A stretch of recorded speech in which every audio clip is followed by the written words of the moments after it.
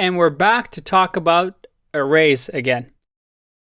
In the first section, when we talked about arrays, we said that they looked something like this.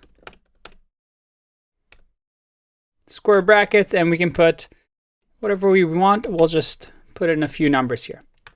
So these are arrays, and we talked about the fact that we can do for loops with them. We can do for each with them, which was new in Javascript 5. And today we're going to learn a few more. But before we do that, let's remember how the for each works. Let's say we wanted to multiply every single number in the array. We can just do const, remember. Now we can just use our new ES6 syntax. And we can say that new array equals array dot for each, and it reads nicely, right? For each array, we are going to use a number, and we're going to use arrow function. Again, no more function word. Everything looks nicer this way with the fat arrow. And for each number in the array, we'll say number times 2. So multiply everything by 2. Now let's see what that gives us. Console.log new array.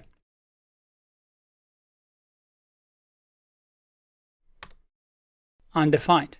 Well, because that's not how for each works, right? For each just says, I'm going to loop over these elements and I'm going to multiply number by 2. But we're not changing the array. If we look at the array right now, well, it's still the same thing. 1, 2, 10, 16. We're just randomly multiplying the numbers by 2, but we're not really storing it anywhere. If we want to do what we're doing, then we have to say const double, and we'll say that double is an array, and then double dot push.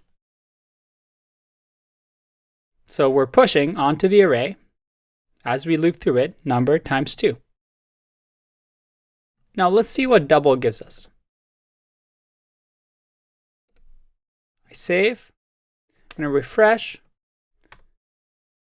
And look at that. I get 2, 4, 20, 32. Okay.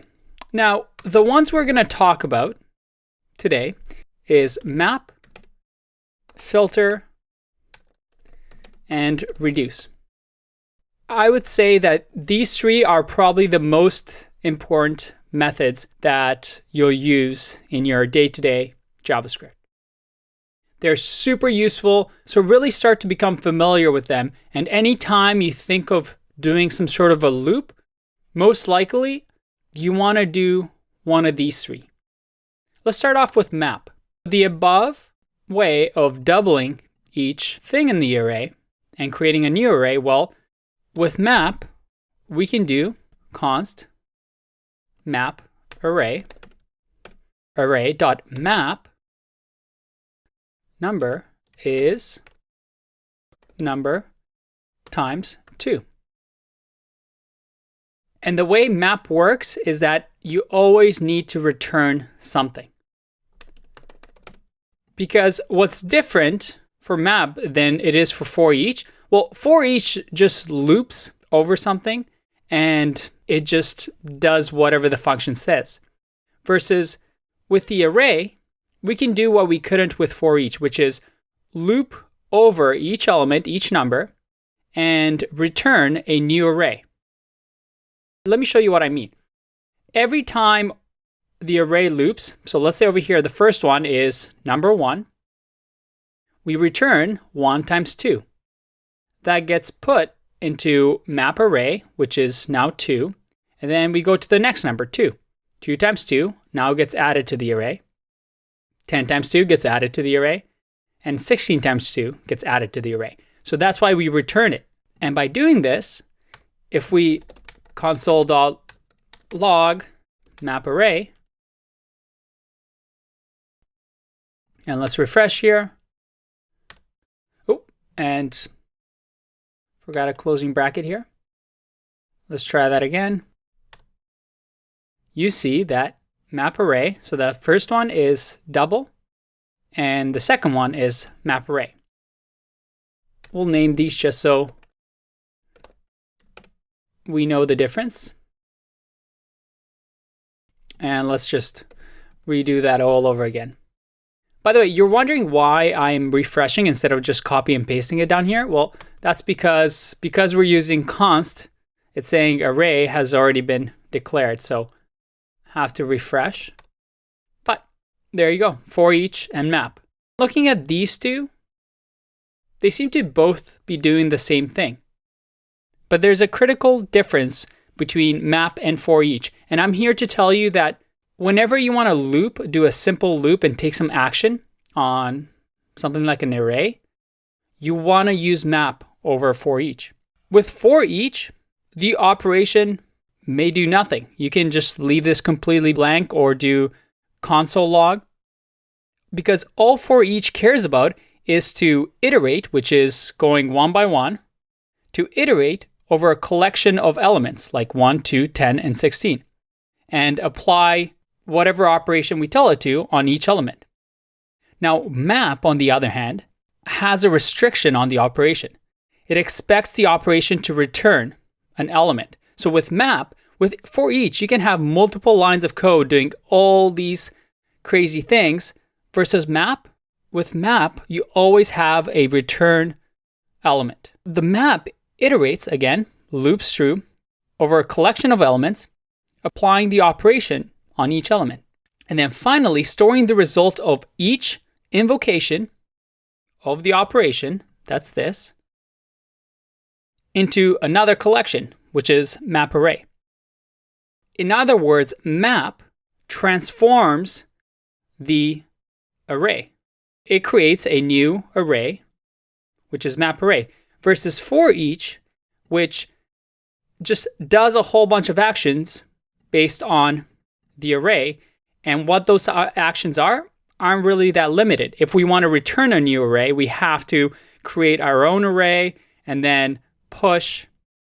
And you might notice here something that we spoke about in the last section when we talked about advanced functions. And that is the idea of side effects. If we go back, with for each, you can do a whole bunch of side effects within the function. You can console log, you can create a new array, you can push to that array, you can return undefined. You saw that when we first did the for each, or even now, we're not really returning anything. So we're returning undefined. Versus with a map, all these side effects are theoretically gone.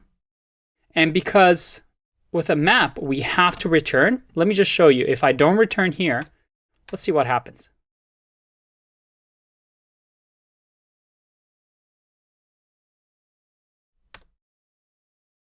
I get map, undefined, undefined, undefined, undefined. Right away, we know that we're doing something wrong that we need to return.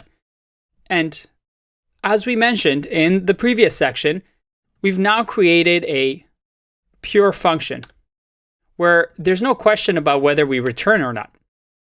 We have inputs, a function with no side effects that just simply returns a value. Again, a very important concept. We want to keep things acting in an expected way. We don't want to have a piece of code that lives on a website, let's say for 4 years, and somebody comes along who doesn't know it intimately, and all of a sudden have all these side effects happen that they don't know about. Again, we want to write pure, simple functions, and that is what map allows us to do.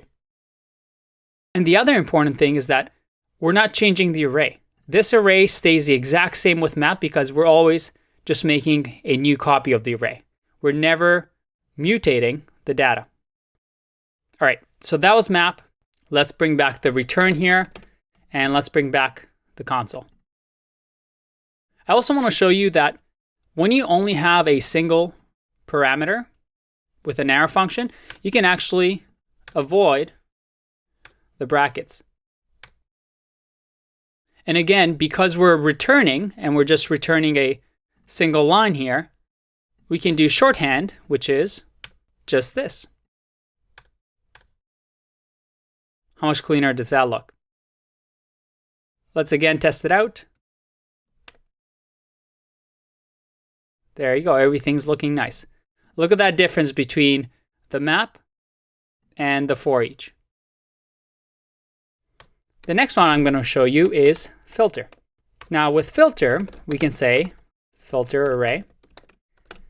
And as the name suggests, we can filter our array with a condition. In our case, we can say, let's return all the elements in the array that are above 5. So we can say number is greater than 5. And as with map, this returns a new array. So we have to return something because filter array is going to contain that information. So the way you read this is filter this array, which is up here, as you're going one by one. So number will be first 1.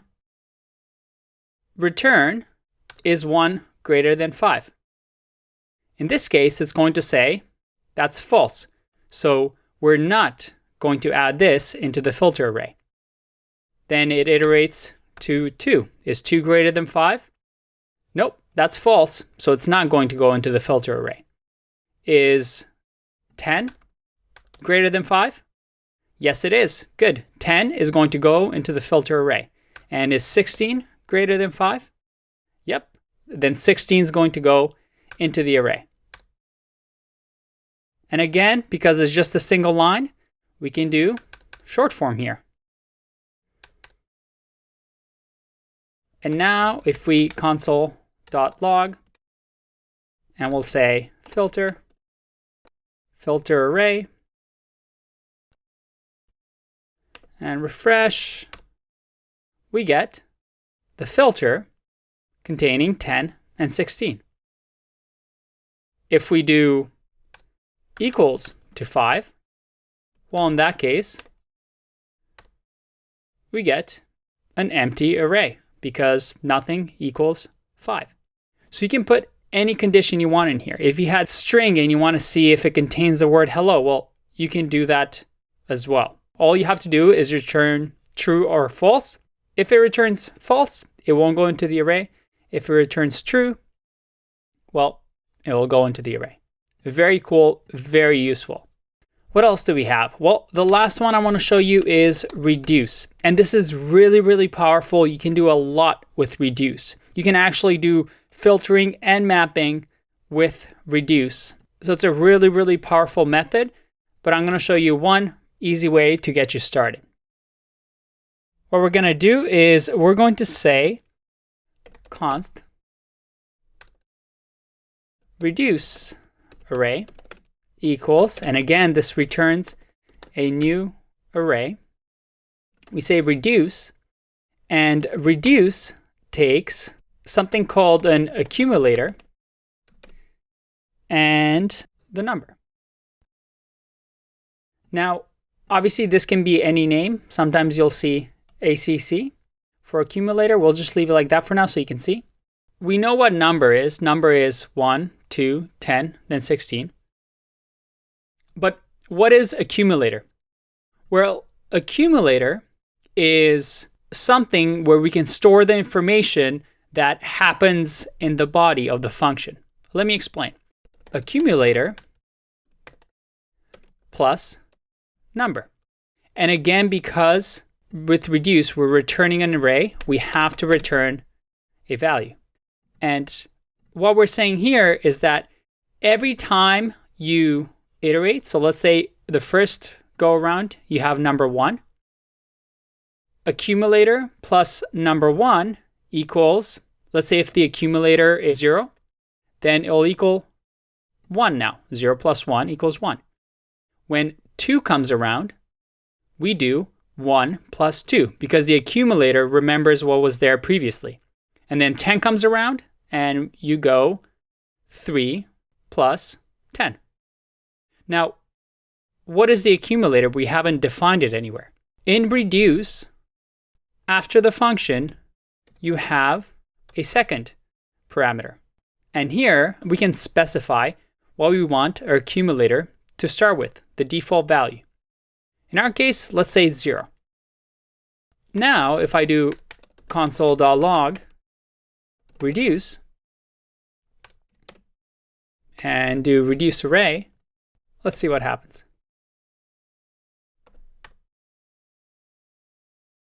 We get reduce 29 because 10 plus 16 is 26 plus 3 is 29.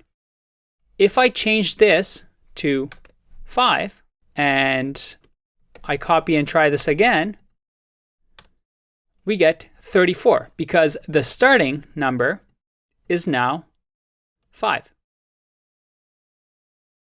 Very cool. So that's it.